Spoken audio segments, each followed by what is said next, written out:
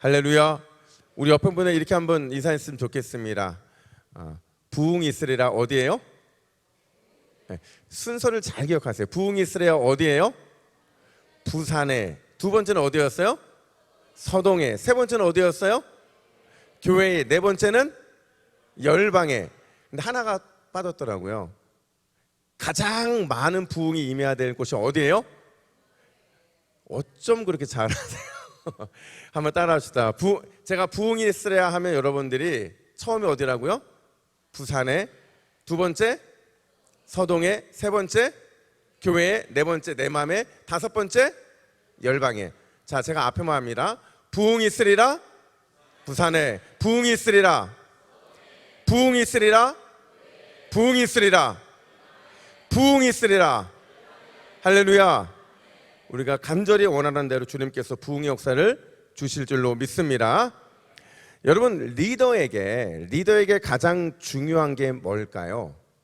아마도 리더에게 가장 중요한 것은 리더십일 거예요.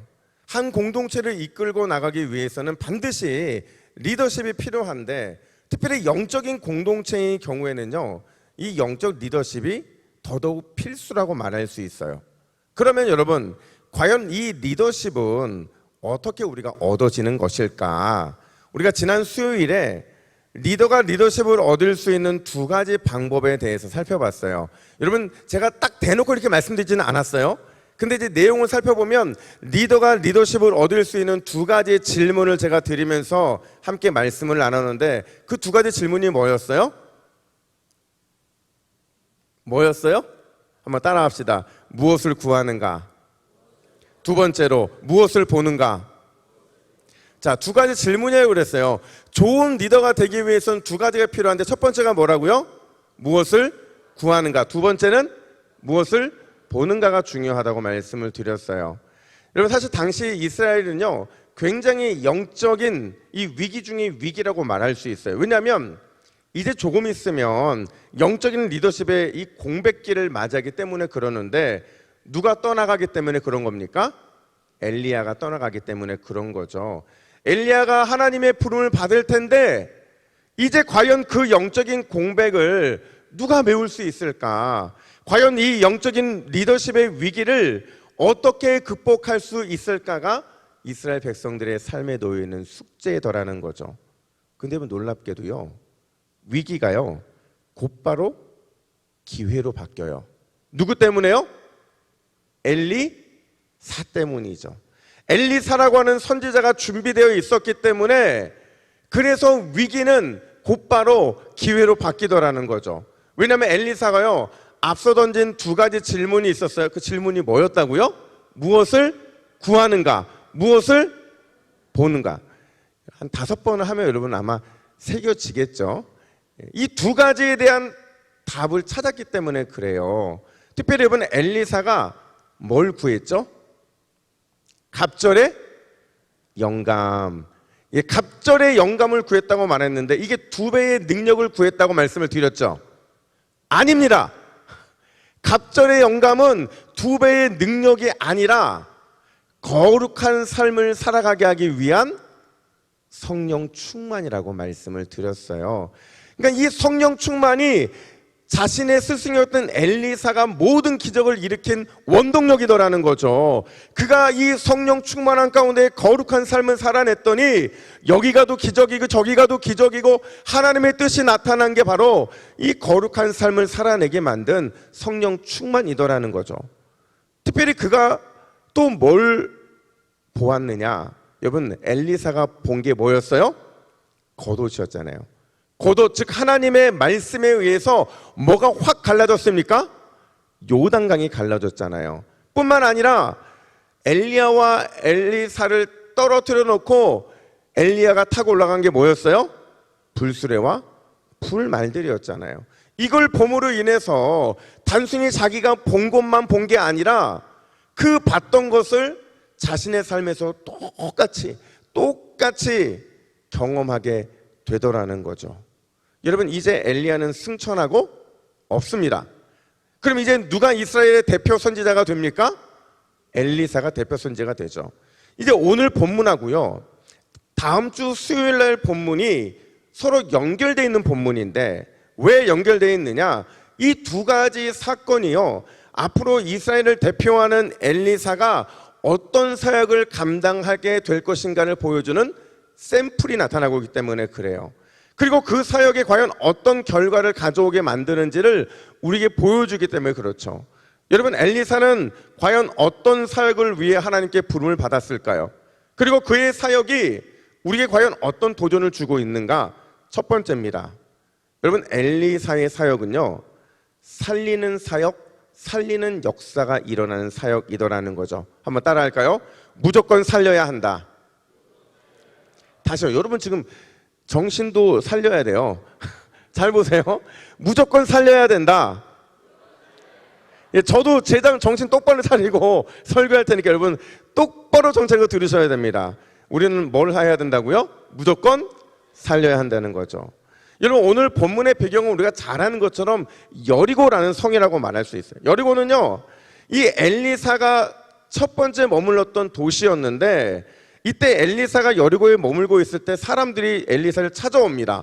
그리고는 뭐라고 요청하느냐? 우리 19절 말씀을 같이 한번 볼까요? 19절 같이 있습니다. 시작. 이 성읍의 위치는 좋으나 물이 나쁨으로 토산이 익지 못하고 떨어지나이다. 자, 여러분, 여기서 토산이 익지 못하고 떨어진다, 이걸 원어로 표현하면 어떤 단어냐면 불임이라는 거예요. 그리고 유산이라는 겁니다. 쉽게 말하면 농작물은 열매를 맺지 못하는 거예요. 그리고 사람과 동물들은 이 물 때문에 뭐를 잃어버려요? 생명을 잃어버리는 사건들이 발생하더라는 거죠. 그러면 질문, 여러분, 여리고에 언제부터 이런 일이 발생했을까요? 언제부터? 물론 여러분들에게 제가 답을 구하는 건 아니에요. 언제부터 그랬을까? 여러분, 사실 여리고는요, 오아시스 중에 오아시스였어요.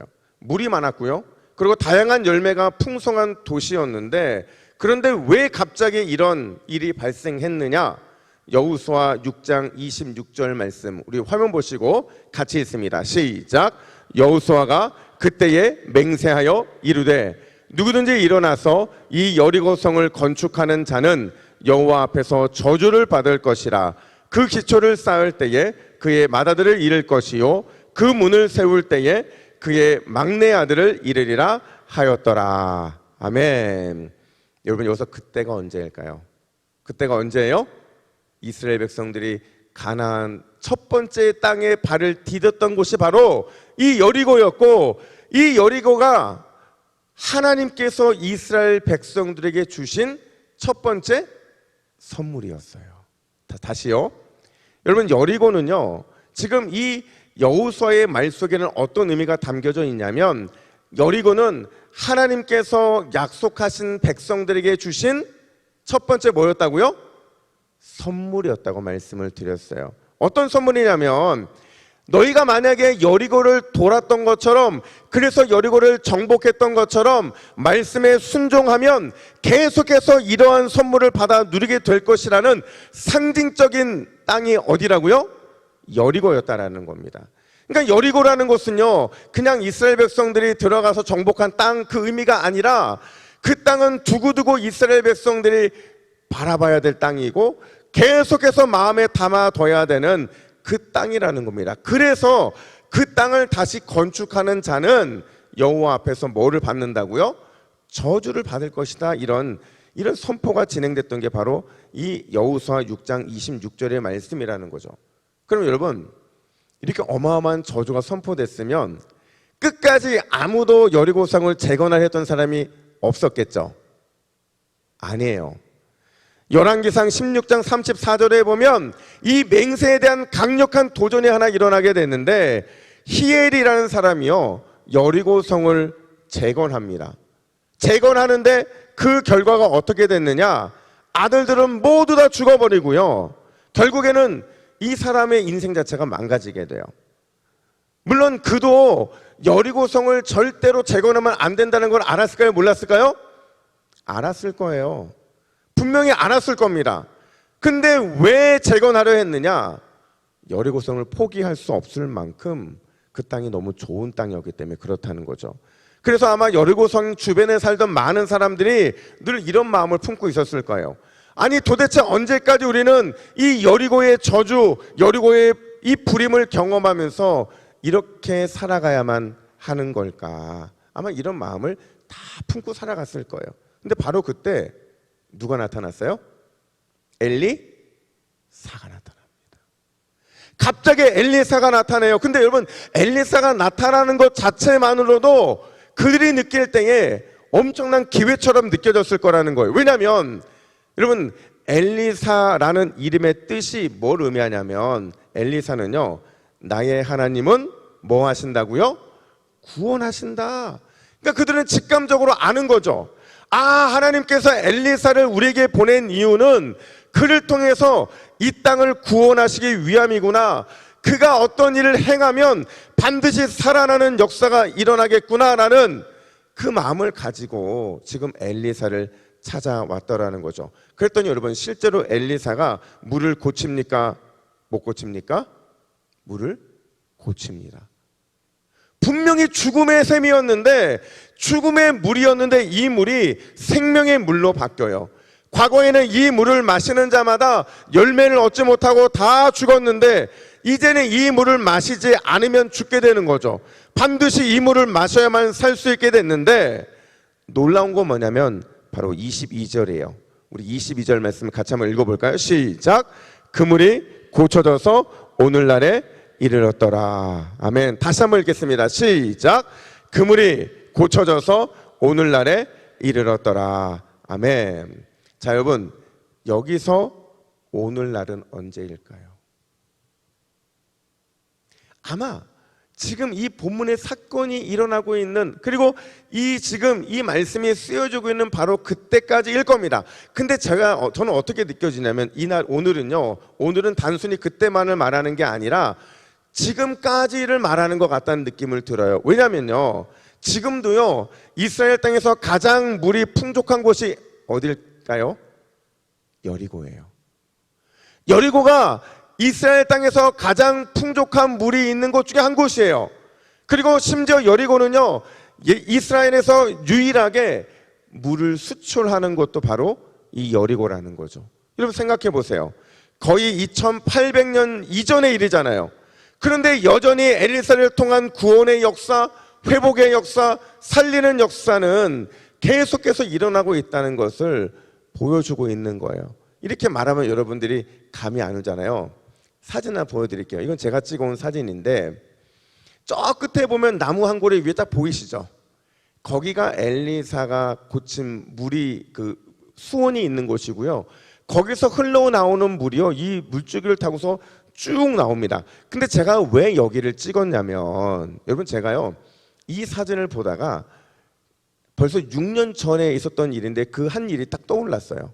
그게 뭐냐면, 이제 선교사님이 저기에서 이곳이 얼마나 위대한 물의 역사가 일어난지를 쭉 설명하는데, 다 설명을 듣고 여기를 사진 찍고 구경하는데 선교사님 저를 저기로 데리고 가시는 거예요.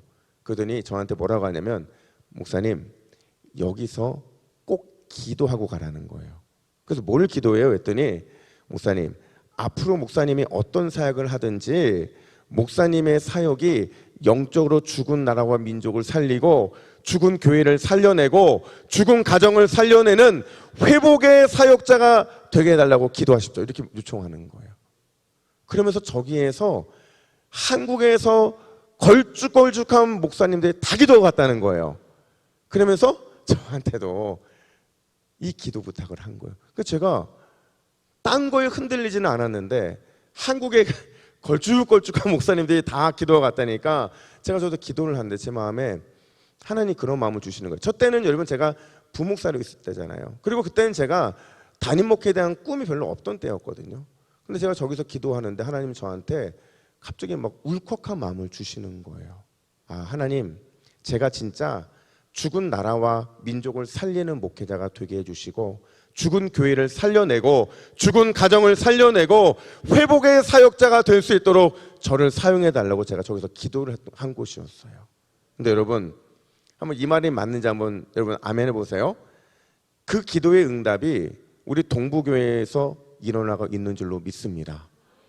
그래서 제가 아까 부흥이 있으라 이 찬양하다가 깜짝 놀란 거예요. 그러니까 제가 갑자기 이렇게 전율이 느껴지면서 그 부흥이 진짜로 만약에 이 대한민국에서 부흥이 있어야 된다면 그 부흥이 어디에서 일어나야 된다고요? 부산에서. 아멘. 만약에 부흥이 일어나야 된다면 부산 중에서 어디에서 일어나야 돼요? 서동에서. 만약에 서동에서 엄청난 부흥의 역사가 일어나야 된다면 어디서 일어나야 돼요? 동부교회에서. 만약에 우리 교회에서 부흥의 역사가 일어나야 된다면 어디서 일어나야 돼요? 예, 내 마음에 일어나면 반드시 하나님께서 우리에게 그 부흥의 역사를 통해 살려내심의 역사가 일어나게 될 줄로 믿습니다. 여러분, 우리가 꿈꾸고 기도하는 일들은 반드시 주님께서 이미 예정해 주신 거예요. 이 놀라운 섭리 가운데 오늘도 우리의 탄식을 들으시고 우리의 심령에 불같은 역사를 부어주셔서 다시 일어나게 하시고 다시 살리시는 생명의 능력으로 임하시는 주님의 은혜를 구하시기를 예수님의 이름으로 축복합니다. 뿐만 아니라 두 번째요, 여러분, 그렇다면 엘리사는 어떻게 저주를 생명으로 바꾸었을까 하는 거예요. 그렇잖아요. 뭔가 있어야만 저주를 생명으로 바꿀 수 있는데, 분명히 엘리사가 그곳에 왔을 때까지만 해도 여호수아의 저주의 맹세가 계속 이어지고 있었어요. 몇백 년 동안 이어지고 있었어요. 근데 어떻게 엘리사는 그 저주를 생명으로 바꿀 수 있었을까? 어떤 사람은 이렇게 말합니다. 우리 20절 말씀을 같이 한번 읽어볼까요? 20절 시작.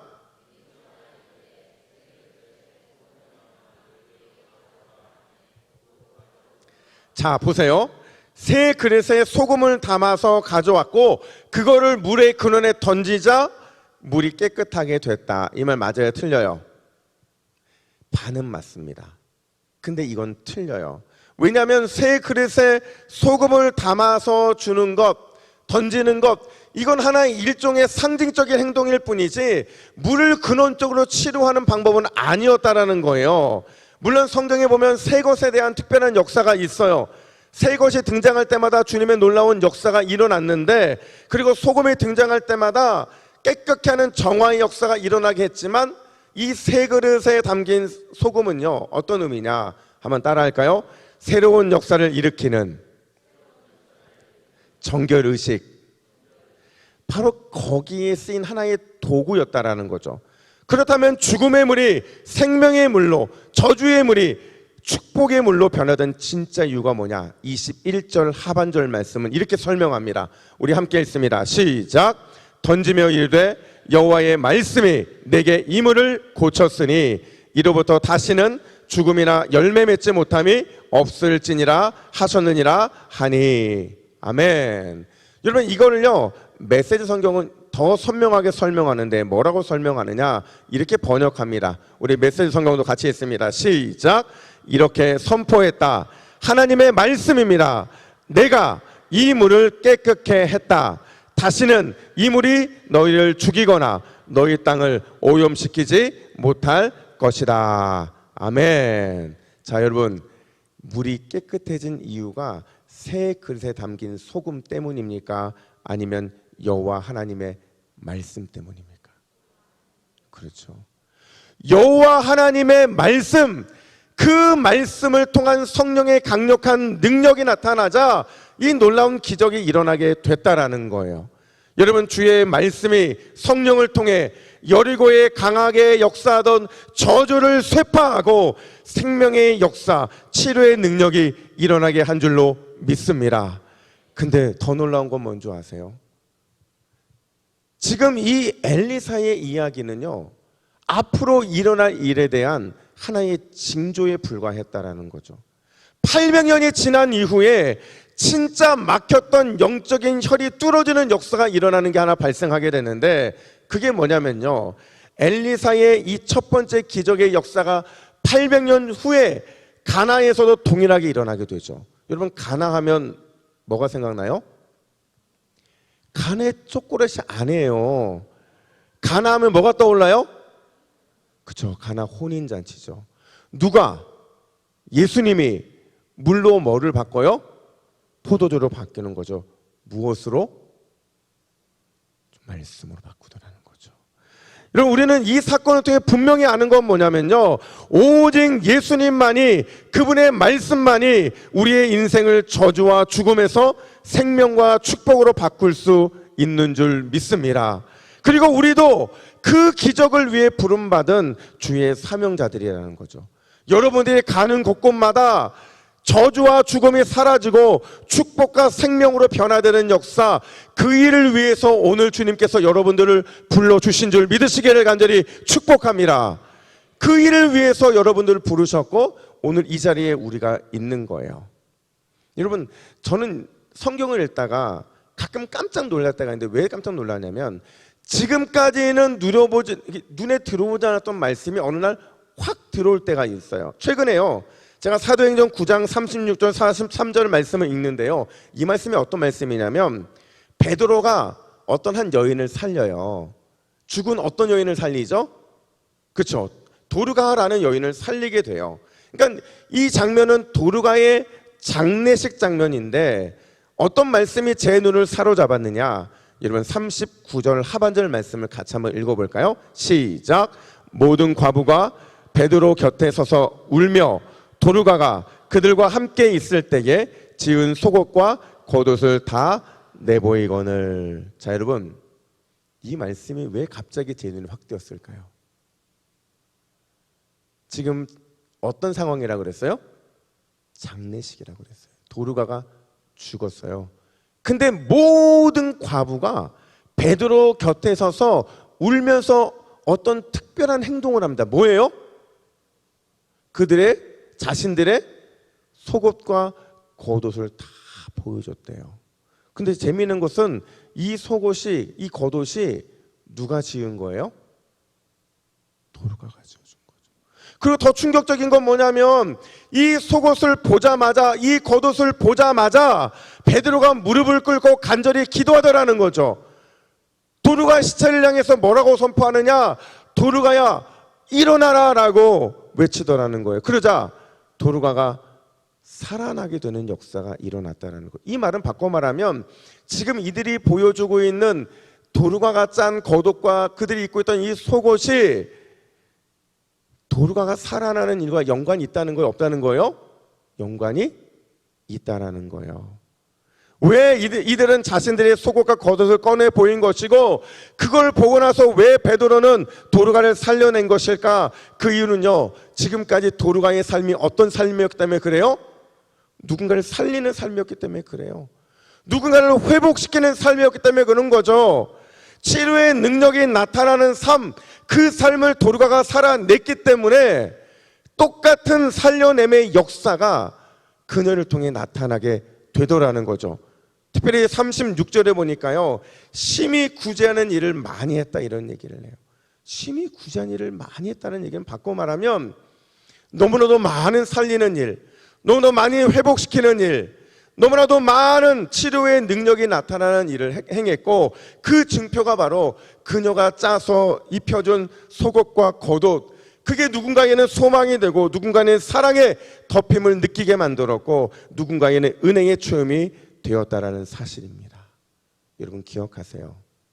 우리는 아무것도 아닌 것 같이 행하는 말이고 아무것도 아닌 것 같이 베푸는 사랑이고 아무것도 아닌 것 같이 행하는 그 어떤 행동이라 할지라도 그 행동이 예수의 이름을 통하면 누군가를 살리고 누군가를 회복시키고 누군가를 일으켜 세우게 될 줄로 믿습니다.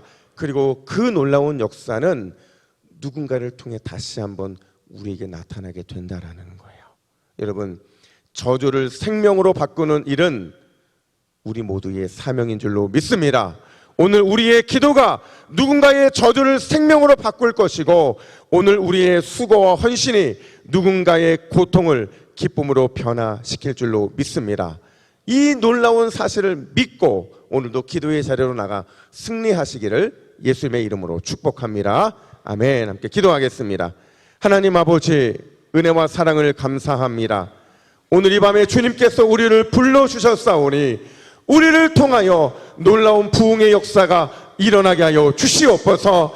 다시 한번 살아나는 역사가 일어나게 하여 주시옵소서. 회복의 역사가 일어나게 하여 주시옵소서. 하나님, 우리의 입술이 회복의 입술이 되게 하여 주시고, 우리의 마음이 살림의 마음이 되게 하여 주시고, 오늘 우리를 통하여 하나님의 기적의 역사가 일어나게 하여 주시옵소서. 감사드리며 예수님의 이름으로 기도하옵나이다. 아멘.